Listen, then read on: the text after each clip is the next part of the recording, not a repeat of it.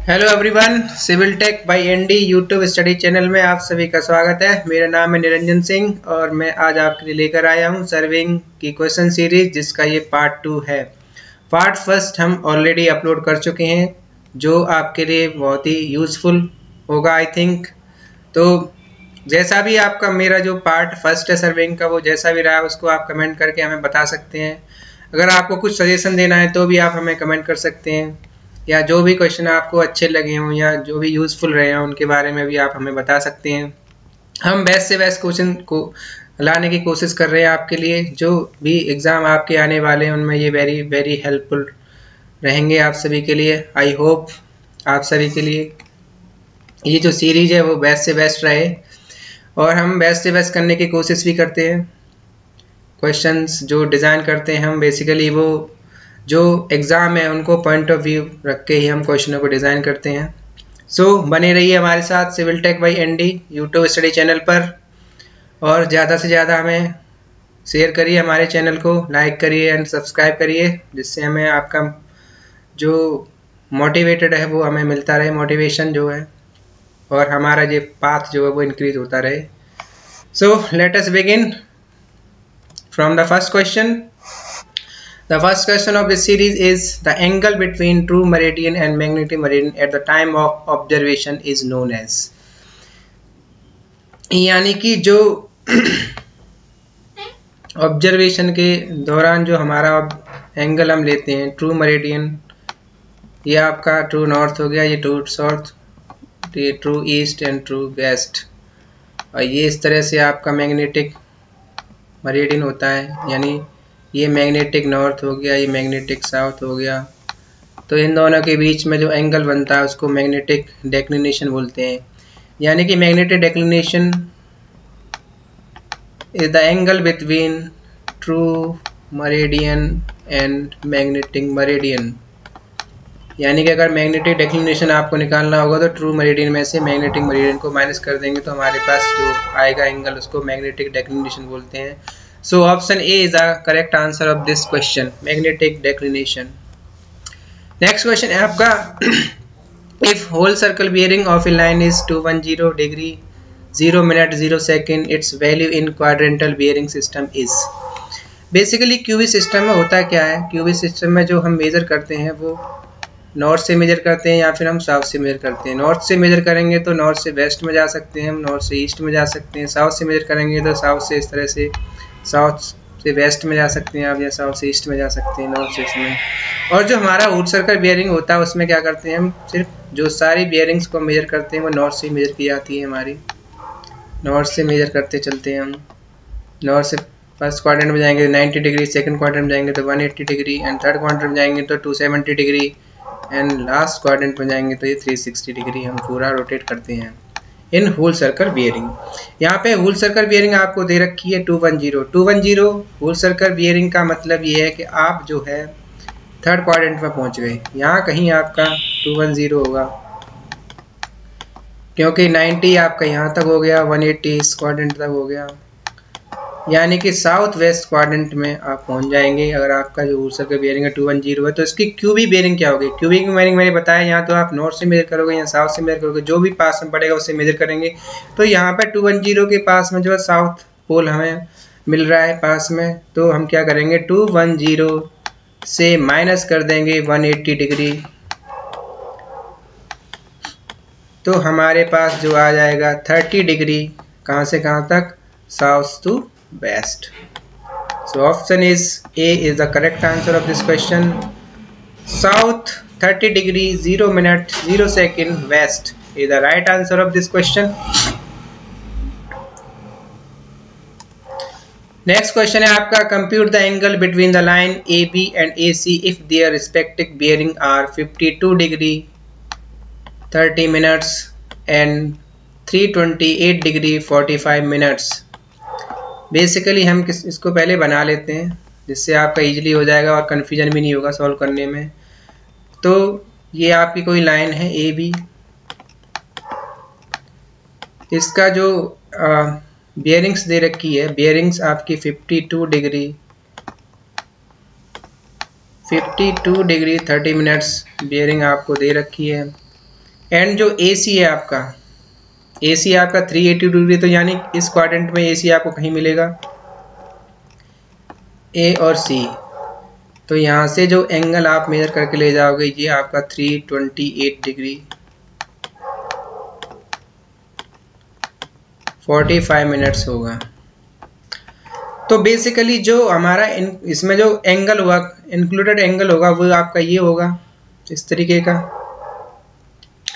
तो 328 डिग्री समझ पर यहाँ तक हो गया, और जो आपका होल सर्कल आपका होगा वो 360 होगा। तो 360 में से अगर हम माइनस करेंगे 328 को, 328 डिग्री 45 मिनट्स को, तो बेसिकली जो हमारे पास आएगा यहाँ से 60 में से 45 माइनस करोगे तो 15 आएगा, एंड यहाँ पे 9 माइनस 8 करोगे 1 हो गया, एंड यहाँ पे आपका 5 माइनस 2 करोगे,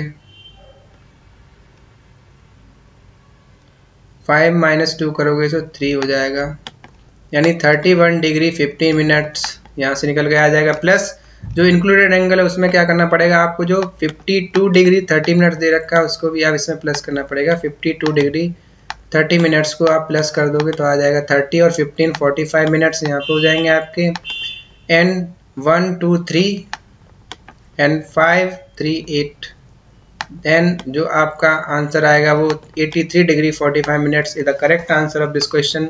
सो ऑप्शन देख लेते हैं हम, तो ऑप्शन डी आपका यहाँ पे सही है, 83 डिग्री 45 मिनट। आई थिंक आप सबको समझ में आ गया होगा।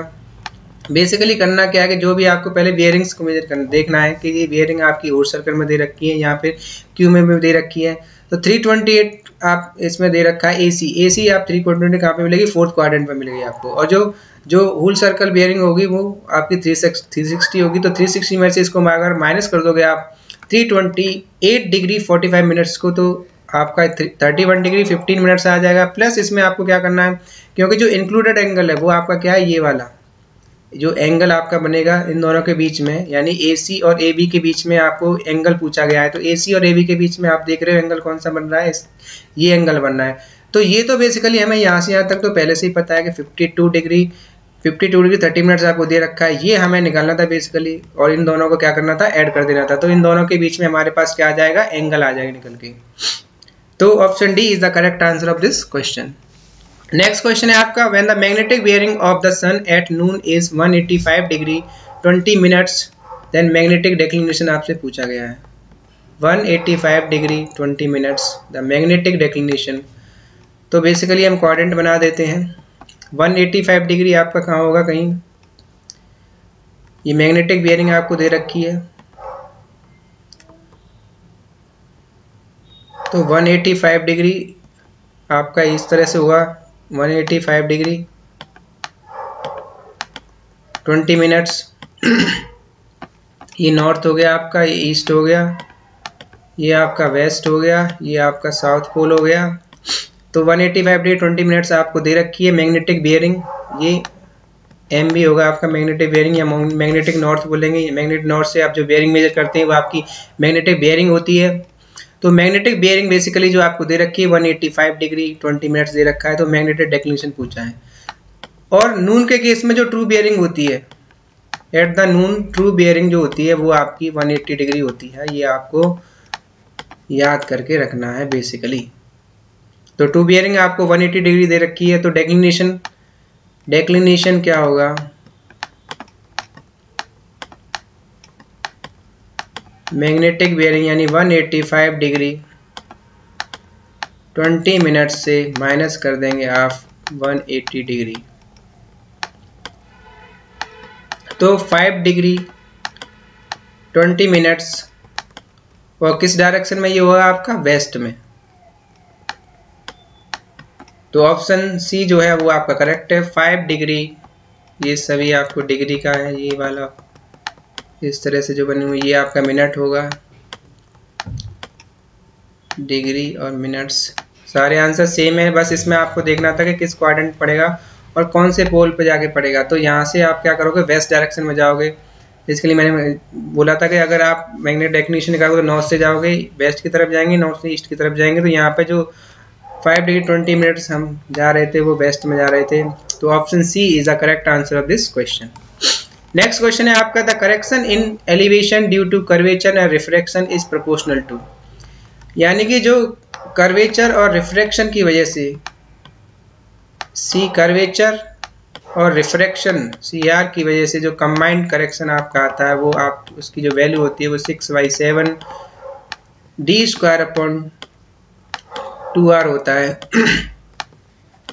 यहाँ पे कैपिटल डी होती है। D is the dia of earth, D is the dia of diameter of earth and r is the radius of, sorry, d is the distance, d is the distance measure, जो distance हम measure करते हैं ये वो value है, and r is the radius of earth, r is the radius of earth।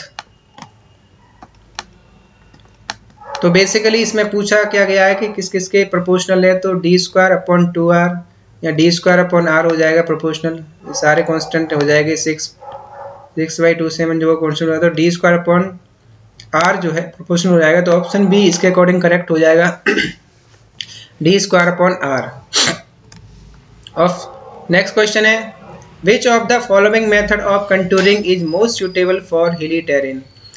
कहीं hilly areas है इस तरह का, हिली एरियाज में जो कंटूरिंग के लिए हम इंस्ट्रूमेंट यूज करते हैं वो बेसिकली कौन सा होता है, तो इसमें जो टैक्योमेट्रिक मेथड हम यूज करते हैं, बाकी स्क्वायर मेथड हम यूज नहीं कर सकते इसमें, ना डायरेक्ट मेथड यूज करते हैं ना क्रॉस सेक्शन। बेसिकली टैक्योमीटर से हिली एरिया में क्या करते हैं, कंटूरिंग करते हैं। तो option D is the right answer of this question. Next question है आपका, the correction for slope in chaining is proportional to, यानी कि आप चेनिंग कर रहे हैं तो उसमें जो स्लोप करेक्शन आता है वो क्या होता है, तो चेनिंग की वजह से जो स्लोप करेक्शन आता है वो उसकी जो फॉर्मूला होता है वो आपका होता है h²/2l।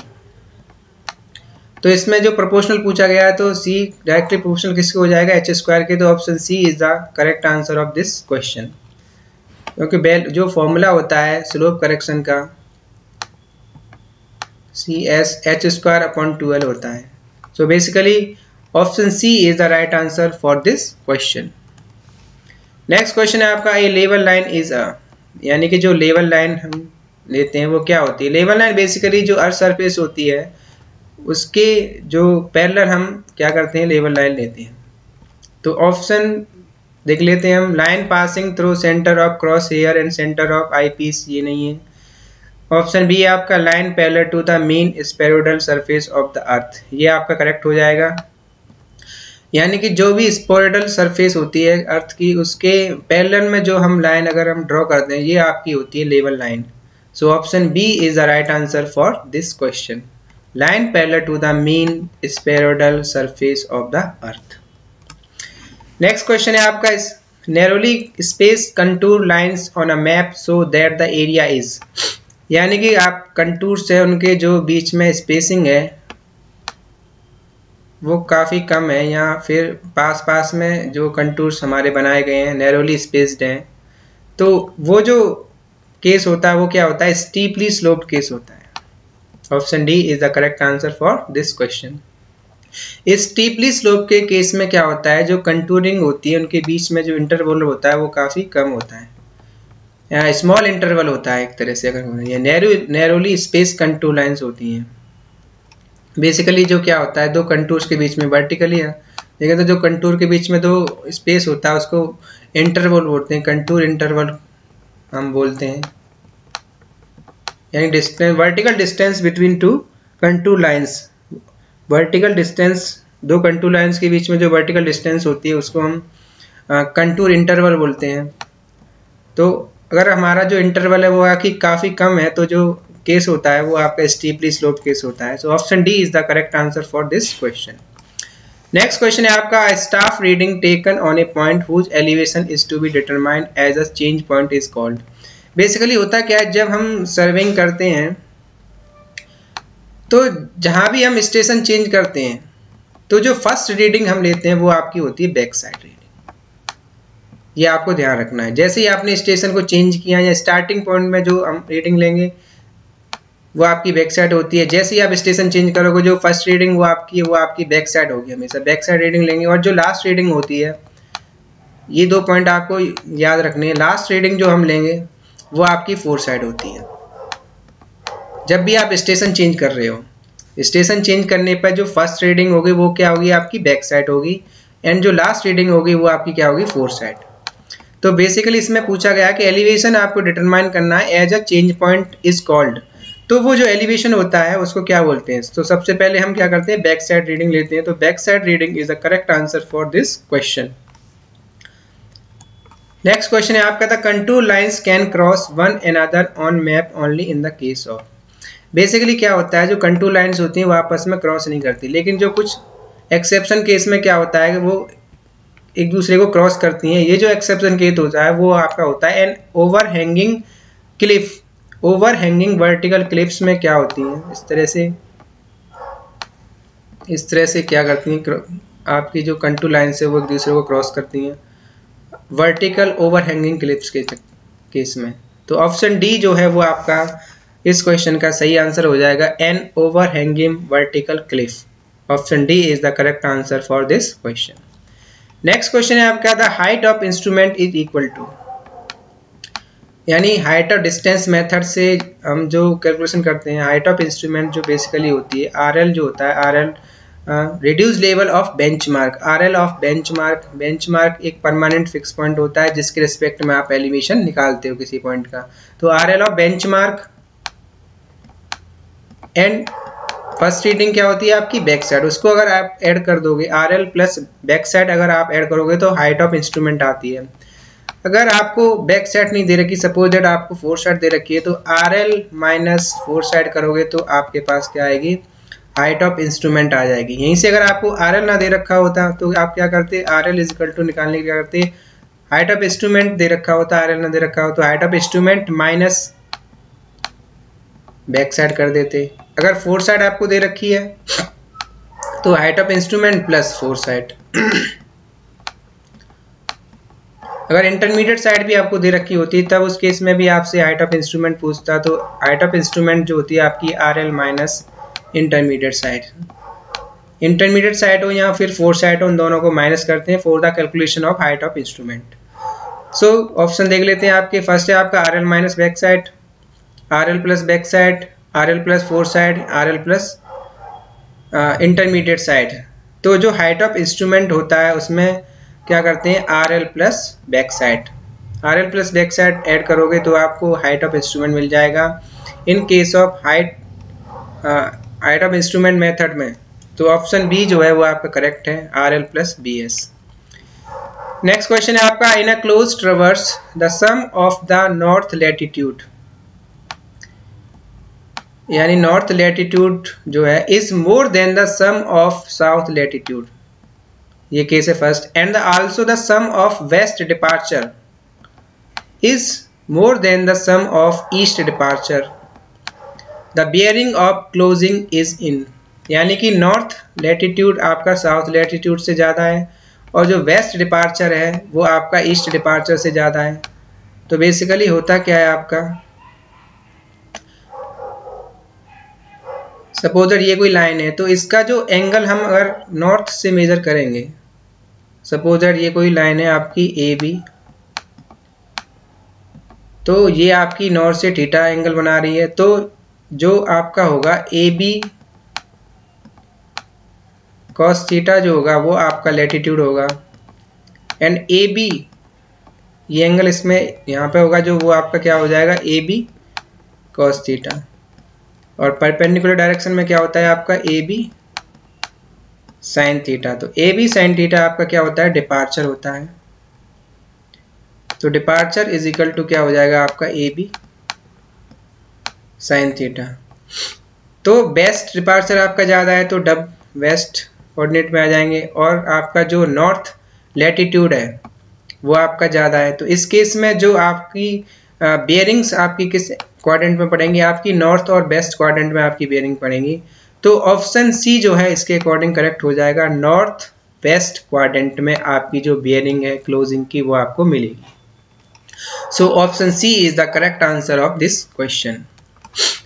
नेक्स्ट क्वेश्चन है आपका it is required to produce a small scale map on an area in magnetic zone by directly plotting and checking the work in the field itself. Which one of the following survey will be most appropriate for purpose? यानी कि कोई आपको magnetic zone दे रखा है, उसमें आपको small scale map जो produce करना है, प्लॉटिंग वहीं पे आपको डायरेक्टली प्लॉटिंग भी करनी है, चेकिंग भी करना है वर्क का इन फील्ड इटसेल्फ। तो कौन सा मेथड आप सूटेबल होते हैं? कंपास हम नहीं यूज करेंगे, क्योंकि कंपास में जो मैग्नेटिक कंपास हुआ है या रिंगुलर कंपास तो वो क्या होता है, डिफ्लेक्ट होता है due to presence of magnetic zones की वजह से क्या होगा, वो डिफ्लेक्ट करेगा और मतलब जो करेक्ट रीडिंग है उसको वो नहीं देगा। तो ये आपका गलत हो गया। थियोडोलाइट भी हम यूज नहीं करते। थियोडोलाइट बेसिकली वर्टिकल और हॉरिजॉन्टल एंगल्स मेजर के लिए करने का आता है, होल वर्क के लिए हम नहीं करते। चेन से बेसिकली हम क्या करते हैं, मैनुअल वे में जो है हम लेंथ और वो मेजर करते हैं, लेकिन इसमें जो चेकिंग और वर्क की वो एक साथ नहीं करते हम, चेकिंग जो बाद में की जाती है। प्लेन टेबल में हम क्या करते हैं, हम प्लेन टेबल में प्लॉटिंग भी करते जाते हैं साथ ही साथ और वर्क की चेकिंग भी करते जाते हैं, और इस पे जो है मैग्नेटिक जोन्स का भी कोई इफेक्ट नहीं होता है। तो ऑप्शन सी जो है इसके अकॉर्डिंग करेक्ट हो जाएगा, प्लेन टेबल सर्वे। बेसिकली हम यूज करेंगे मैग्नेटिक जोन में to produce a small scale map of an area by directly plotting और checking the work in the field itself. तो plane table is the most suitable method for this question according to this question. So option C is the correct answer for this question. Next question है आपका, the number of observation required of an operation to produce result having a specified accuracy. Basically होता क्या है, ES आपका confidence interval होता है। ES की जो वैल्यू होती है 0.675 root of summation of E square, E यहाँ पे एरर्स होती है अपॉन n माइनस 1, n यहाँ पे नंबर ऑफ ऑब्जर्वेशन हो गया। अगर दोनों तरफ आप स्क्वायर कर दोगे तो ES square is equal to आपका आ जाएगा summation of small E square upon n minus 1। तो नंबर ऑफ ऑब्जर्वेशन जो होंगे आपके summation of E square upon ES square plus 1 हो जाएगा। तो जो आप इसमें पूछा क्या है आपको, द नंबर ऑफ ऑब्जर्वेशन पूछा गया है required of an operation to produce result having a specified accuracy के साथ।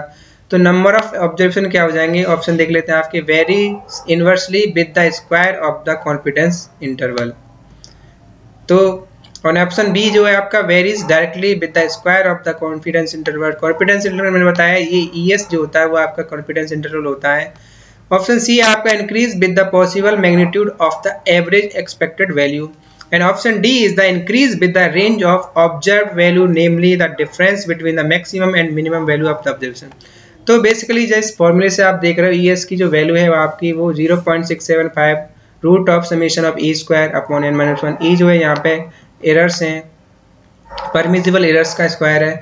तो जो आपका नंबर ऑफ ऑब्जर्वेशन होंगे वो कॉन्फिडेंस इंटरवल के इनवर्सली प्रोपोर्शनल होंगे square of the confidence interval. तो ऑप्शन ए जो आपका करेक्ट हो जाएगा, varies inversely with the square of the confidence interval.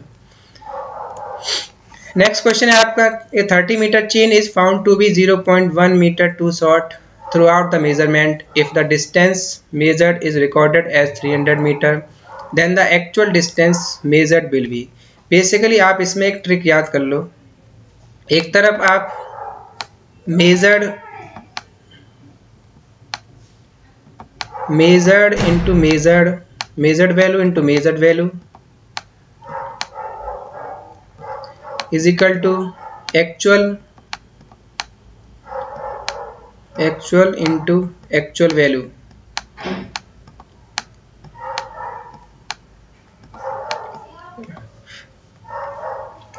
Actual distance measure करनी है इसमें, और आप किससे मेजर कर, to found to be 0.1 metre too short, यानी कि जो डिस्टेंस होगी वो आपकी क्या होगी, एक्चुअल आपको क्या दे रखा है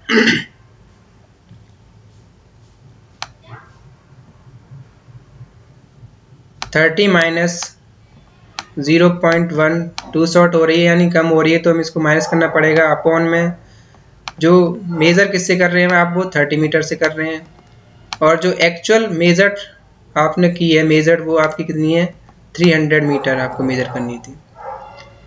तो बेसिकली क्या होगा, 30 माइनस 0.1 करोगे तो 29.9 अपॉन 30 इंटू 300, तो इससे ये कट जाएगा, कैंसिल हो जाएगा 30 से। तो जो डिस्टेंस आपकी आएगी वो आपकी क्या हो जाएगी, 299 मीटर। तो इसके अकॉर्डिंग ऑप्शन ए जो है वो आपका करेक्ट हो जाएगा, 299 metre the actual distance measure will be. Next question है आपका, the least count of prismatic compass is, यानी जो प्रिज्मेटिक कंपास होता है उसमें जो लीस्ट काउंट हम यूज करते हैं, लीस्ट काउंट बेसिकली आप होता है SYN। तो जो वैल्यू हम लेते हैं लीस्ट काउंट की वो 30 मिनट्स होती है। 30 minutes basically use for least count in prismatic compass. So option B is the correct answer for this question. Next question है, a line of true length 500 metre when measured by a 20 metre tape is reported to be 50 metre long, the correct length of tape. इसमें आपको tape की correct length पूछी गई है। मैंने आपको बताया था आप एक तरफ मेजर्ड इनटू मेजर कर लो, तो मेजर जो लेंथ है वो आपकी क्या है, 500 मीटर है, और करेक्ट लेंथ आपसे पूछी गई है इसमें टेप की। करेक्ट लेंथ यानी एक्चुअल लेंथ, करेक्ट लेंथ आप ऊपर आ जाएगी अपॉन में 20 इंटू एक्चुअल लेंथ जो आपको मेजर करनी है वो है आपकी 502। एक्चुअल लेंथ जो मेजर हुई है वो है आपकी 502। So actual length of tape जो होगी वो आपकी 500 इंटू 20 अपॉन 502। इसके अकॉर्डिंग ऑप्शन ए जो है वो आपका करेक्ट होगा, 19.92 मीटर। यहाँ से आप कैलकुलेशन करोगे तो आ जाएगा।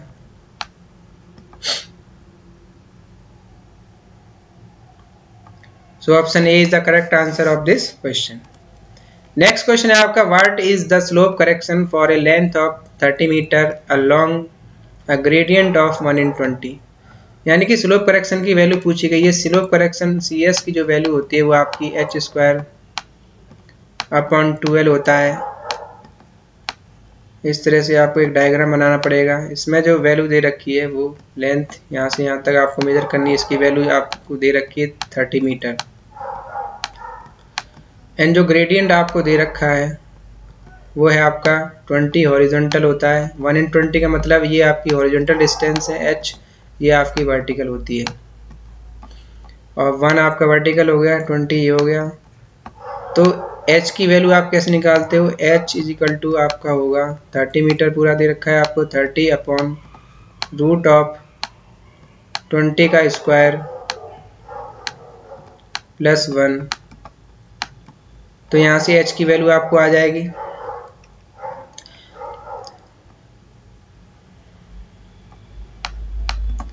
30 अपॉन 20 का स्क्वायर करोगे तो आप 400 प्लस 1 आ जाएगा। यहाँ से आप मेजर करोगे h की वैल्यू निकाल के आप CS is equal to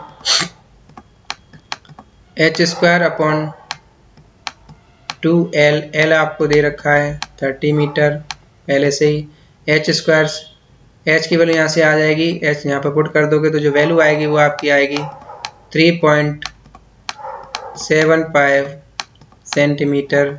slope correction आपका आ जाएगा। सो इसके अकॉर्डिंग ऑप्शन ए जो है वो आपका करेक्ट होगा, 3.75 centimetre is the right answer of this question.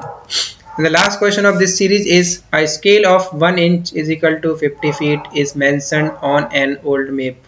What is the corresponding equivalent scale?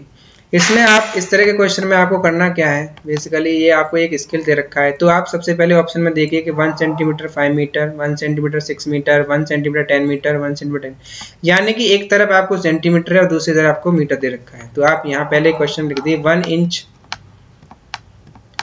Is equal to दे रखा है आपको 50 फीट। तो बेसिकली इस तरह क्वेश्चन आपको कुछ नहीं करना। इंच को आप सीधा क्या कर दो, सारे सेंटीमीटर में, लेफ्ट साइड में सेंटीमीटर में, तो सेंटीमीटर में चेंज कर दो इंच को। तो 1 इंच इजिकल टू होता है 2.54 सेंटीमीटर इजिकल टू 50। इधर आपके मीटर में दे रखे हैं तो इस फीट को मीटर में कन्वर्ट कर दो आप, तो 1 फीट इजिकल टू होता है 0.3048 मीटर, ये आपका हो गया। तो आपको 1 सेंटीमीटर इजिकल टू निकालना पड़ेगा 50 इंटू 0.3048 अपॉन 2.54।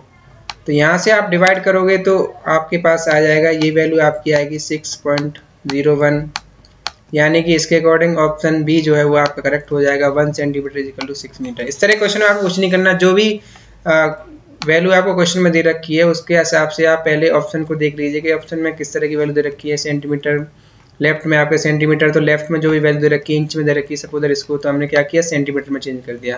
राइट में जो वैल्यू दे रखी है उसको फीट में दे रखी थी, और इसमें जो ऑप्शन में वैल्यू है वो मीटर में दे रखी थी, तो हमने जो फीट है उसको मीटर में कन्वर्ट कर दिया। तो इस तरह से इजीली आप इन तरह के क्वेश्चनों को सॉल्व कर सकते हैं बेसिकली। तो option B is the correct answer of this question, 1 centimetre is equal to 6 metre is the right answer. Thank you everyone to give your support. Please subscribe Civil Tech by ND YouTube study channels. Thank you so much.